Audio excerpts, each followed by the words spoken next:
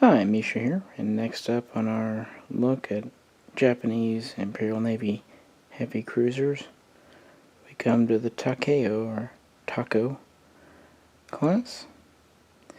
This is very much based on the Miko, but, sorry, cats are scratching here. Miyoko, sorry. Cats, I wish you'd be quiet. But basically, it's given a more battleship-style bridge and yet heavier torpedo armament. The armament on the torpedoes did change over time, but basically there was 24 torpedoes on board, and it was also designed under the Washington Naval Treaty. The original target was about 9,800 tons. This was never reached. The lightest these ever were was about 11,300, and then they would quickly climb to 13, 14, and even 15,000 when loaded up. Dimensionally, they're about the same as the Mishaco. They had length of just under 670 feet, crew of 770 to 780. Standard armament were 10 8-inch guns and 5 twin turrets, plus secondary guns and all that good stuff.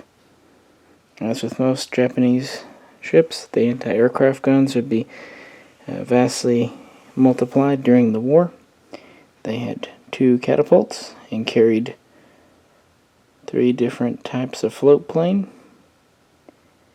Same max top speed of about 35.5 to 36 knots, at least when originally commissioned. And yeah, pretty much the same hull and otherwise the same capabilities.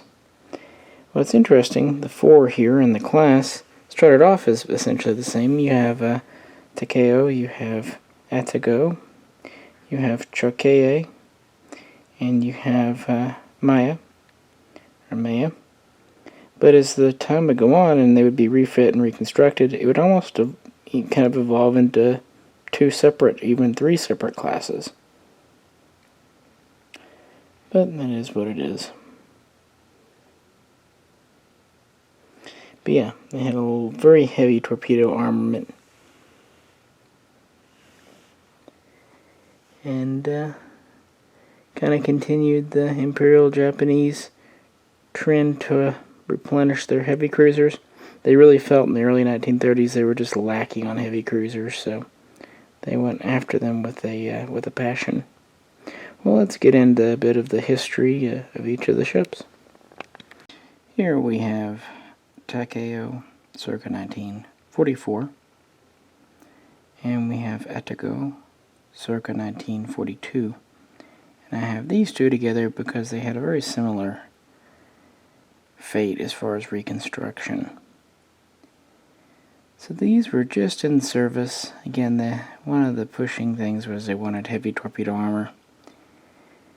So in 1938, 1939, they had their single launch tubes replaced with quad launchers. They had 4 quad launchers with 8 reloads for a total of 24 torpedoes.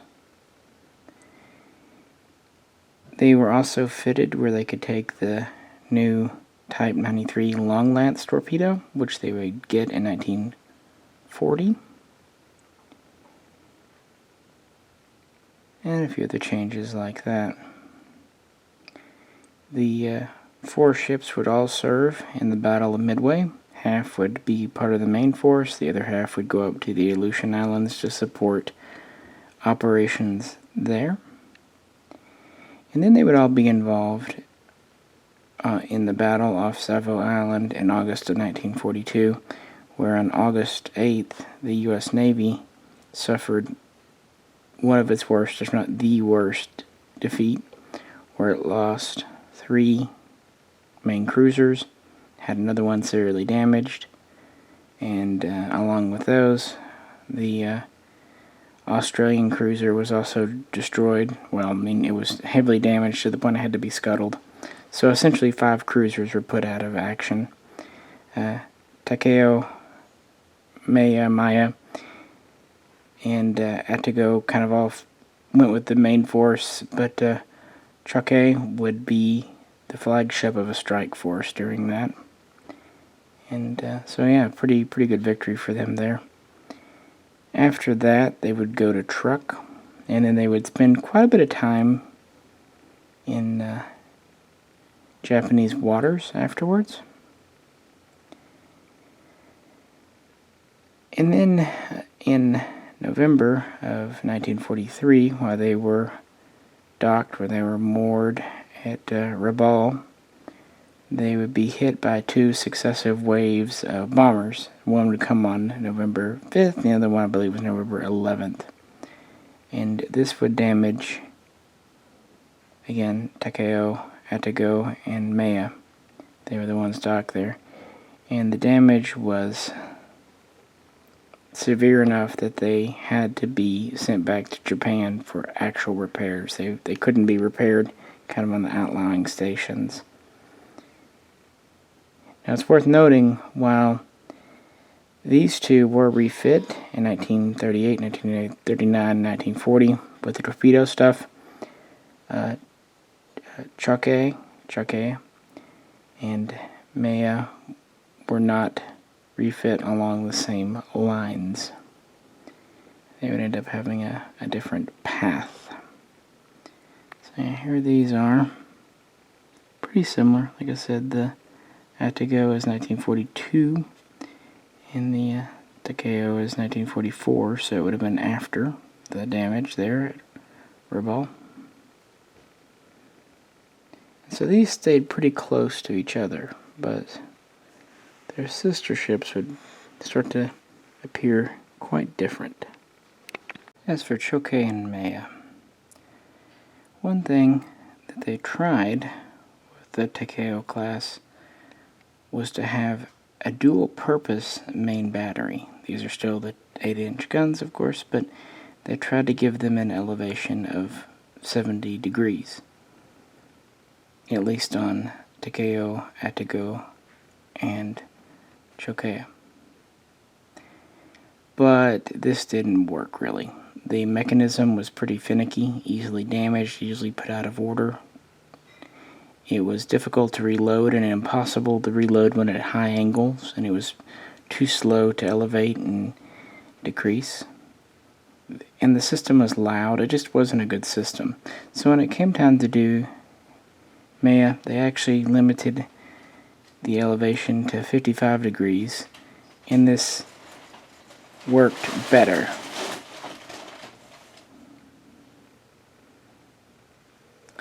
Yeah, I don't know if that was a cat or what that was.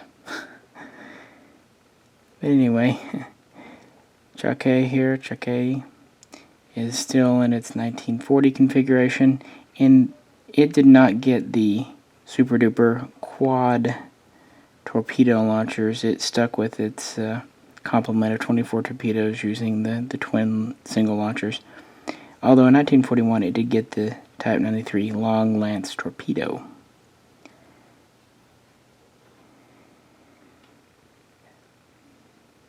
Both of these, like I said, would be at Midway, and then at Savo Island, and then they were damaged at the end of 1943, although Chōkai was not there.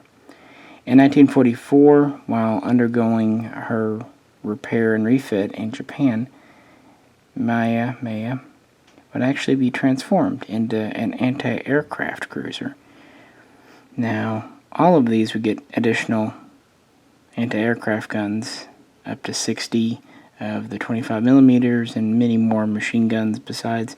But with Maya here, they would actually remove one turret, the third one in the front, and its 2 guns, and give it 66 25 millimeter guns and more machine guns. So it would have only 8-inch guns now. They would also reduce the torpedoes. They would still have the 16 torpedoes in the tubes, but they would remove the 8 reloads because torpedoes are heavy. And these are the big torpedoes, the 24-inchers. And so all are operational again for the Battle of the Philippine Sea. Some would be used to support the battleships Yamato and Musashi. Not really a whole lot went down there. And then their next major outing would be Leyte Gulf in October.